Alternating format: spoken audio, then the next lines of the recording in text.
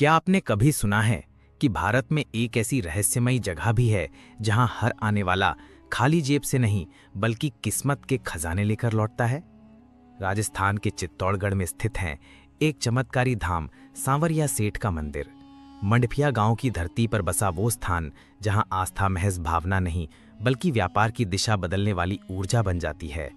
ये सिर्फ एक तीर्थ नहीं बल्कि लाखों कारोबारियों की आत्मा का निवेश स्थल है, जहां दुआएं सिर्फ मन की नहीं होती बल्कि सीधे सांवरिया सेठ के दरबार में सौदे की तरह स्वीकार होती हैं।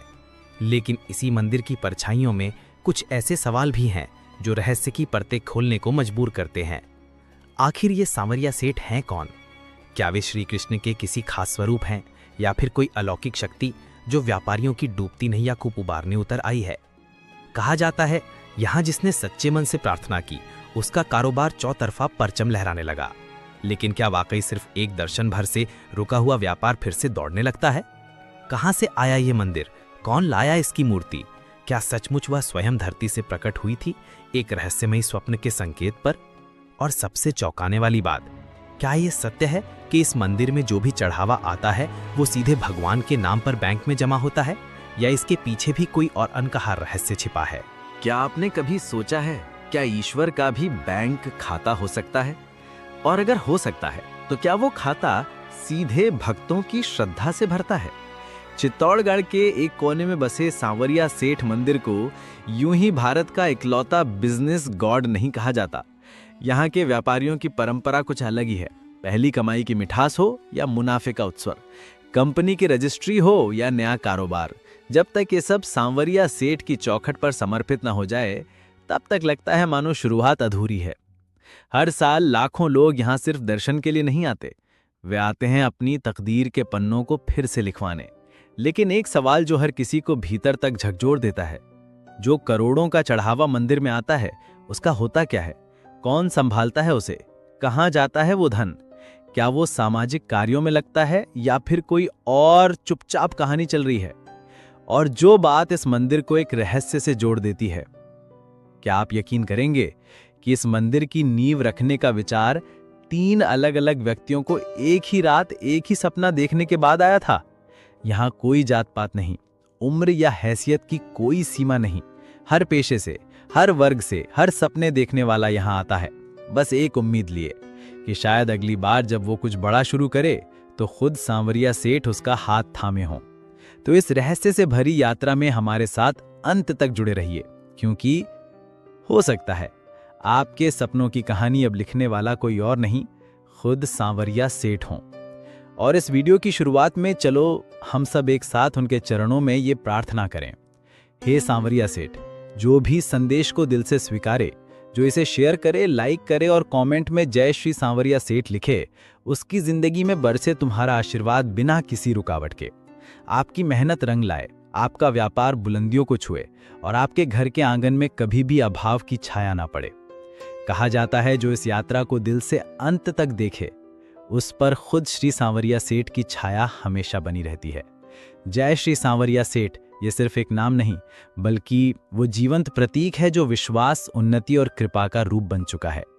ये वही स्वरूप है, भगवान श्री कृष्ण का वो सांवला मोहक रूप जो चित्तौड़गढ़ के मंडफिया गांव में एक रहस्यमयी ढंग से प्रकट हुआ था।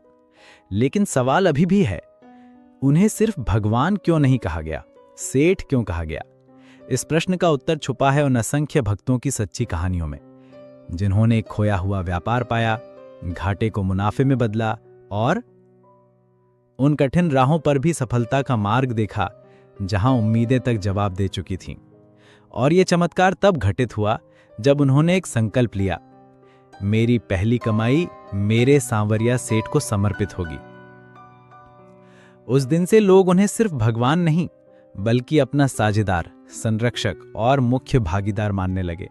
आज नजरें घुमाइए, आपको हजारों दुकानों, ट्रकों, ऑटो, गोदामों और ऑफिसों पर ये पंक्तियां मिलेंगी, मेरे बिजनेस पार्टनर सांवरिया सेठ। शायद कोई और देवता नहीं जो अपने भक्तों से इतना वास्तविक और व्यापारिक रिश्ता निभाता हो। यहाँ केवल भावना नहीं, प्रत्यक्ष फल मिलता है। यहाँ सिर्फ श्रद्धा नहीं, परिणामों की गवाही भी होती है। शायद यही कारण है कि आज सांवरिया सेठ केवल आराध्य नहीं बल्कि हर सपने को साकार करने वाले एक दिव्य भागीदार बन चुके हैं, जिन पर भरोसा करके आज देश भर के करोड़ों लोग अपने भविष्य की डोर उनके हाथों में सौंप चुके हैं। अब चलिए उस रहस्य से पर्दा उठाते हैं जिससे इस मंदिर की कहानी की असली शुरुआत हुई थी। साल था 1840, स्थान राजस्थान का चित्तौड़गढ़, एक ऐसा क्षेत्र जहां धर्म और संस्कृति की जड़ें सदियों से धरती में धसी हुई थीं। इसी धरती पर बसा था एक शांत सरल गांव भदेसर। यहां रहते थे एक साधारण किसान भोलाराम जी। उनका जीवन सीधा साधा, मेहनत से भरा और श्रद्धा से सिंचित था। लेकिन एक रात कुछ ऐसा घटा जो उनके जीवन की धारा ही पलट गया। भोलाराम जी को एक अजीब सपना आता है। सपने में वे देखते हैं एक भव्य काले रंग की सुंदर मूर्ति जो धरती के गर्भ में छिपी हुई है, और उसी क्षण एक गूंजती हुई दिव्य वाणी सुनाई देती है, मुझे बाहर निकालो, मैं तुम्हारे जीवन को बदलने आया हूं और साथ ही हजारों लोगों के भाग्य को भी। सुबह होते होते भोलाराम जी स्वप्न को सिर्फ एक कल्पना मानकर भूलने की कोशिश करते हैं, लेकिन फिर जो होता है वो रोंगटे खड़े कर देने वाला था। उसी रात उसी गांव में दो और लोगों को, हीरीराम जी और गोपीलाल जी को भी ठीक वही सपना आता है। एक जैसी मूर्ति, वही आदेश, वही वाणी। गांव में एक सनसनी फैल जाती है। क्या यह महज इत्तेफाक था या कोई दिव्य आदेश? 3 लोगों को एक ही रात एक जैसा सपना, क्या यह संयोग है या कोई छुपा हुआ संकेत? जैसे ही उन तीनों ने मिलकर सपने में बताए स्थान पर खुदाई शुरू की तो कुछ ही घंटों में वहां घटा एक ऐसा चमत्कार जिसकी किसी ने कल्पना तक नहीं की थी। जैसे ही खुदाई की जाती रही, अचानक एक अद्भुत दृश्य सामने आया जिसने सबको स्तब्ध कर दिया। मिट्टी के नीचे छिपी थी एक गहरे श्याम वर्ण की अत्यंत मोहक मूर्ति, जो किसी साधारण मूर्ति से कहीं बढ़कर थी। वो थी स्वयं श्री कृष्ण का दिव्य रूप। उनकी आंखों में असीम करुणा की चमक थी, मुख पर एक ऐसी मुस्कान जो जैसे किसी भूले हुए सपने को जगा दे, और उनके संपूर्ण स्वरूप से एक ऐसा तेज निकल रहा था जो वहां उपस्थित हर व्यक्ति की आत्मा को भीतर तक स्पर्श कर गया। लेकिन चमत्कार यहीं नहीं रुका। एक नहीं, 3 मूर्तियां एक के बाद एक उसी स्थान से धरती की गोद से प्रकट होती चली गईं। तीनों का रंग श्याम, स्वरूप श्री कृष्ण का, लेकिन हर एक की भाव भंगिमा और प्रभाव अलग, कुछ विशेष। किसी के चेहरे पर गंभीर ध्यान, तो किसी के भाव में स्नेह और सौम्यता, और किसी की मुद्रा से झलकता रक्षक का तेज, मानो तीनों किसी अलग अलग प्रयोजन से स्वयं अवतरित हुए हों। और यहीं एक साथ 3 दिव्य मूर्तियों का प्रकट होना ना केवल भारत में बल्कि पूरे विश्व में एक अलौकिक घटना के रूप में देखा गया। गांव के लोग उस दृश्य को देख भाव विभोर हो गए। कुछ की आंखों से आंसू बहे तो कुछ नतमस्तक हो गए। बिना एक पल की देरी किए वहीं उसी स्थान पर पूजा, आरती और भजन की अनवरत गूंज शुरू हो गई। और फिर ये खबर किसी तूफान की तरह आसपास के गांवों में फैलने लगी। श्याम स्वयं धरती से प्रकट हुए हैं। यहीं से आरंभ होती है सांवरिया सेठ की वो महागाथा, जो केवल एक मंदिर की कहानी नहीं बल्कि आस्था, संकेत और नियति के अद्भुत संगम की शुरुआत थी। अब सवाल उठा, इस दिव्य मूर्ति को कहां विराजमान किया जाए? गांव वाले चाहते थे कि जहां मूर्ति प्रकट हुई है वहीं एक मंदिर बना दिया जाए, लेकिन भाग्य का लेखा अभी पूरा नहीं हुआ था। कुछ ही दिनों बाद एक और स्वप्न ने पूरे घटनाक्रम को मोड़ दिया। इस बार सपना आया एक तपस्वी साधु को, और सपने में वही दिव्य मूर्ति, वही श्री कृष्ण स्वरूप कह रहे थे, मुझे उस भूमि पर ले चलो जहां मेरा नाम केवल भगवान की तरह नहीं बल्कि भाग्य विधाता के रूप में गूंजेगा। सांकेतिक आदेश स्पष्ट था, मेरी जगह यहां नहीं, कहीं और है। इस दिव्य निर्देश के बाद चयन हुआ भदेसर से लगभग 40 किलोमीटर दूर बसे मंडफिया गांव का।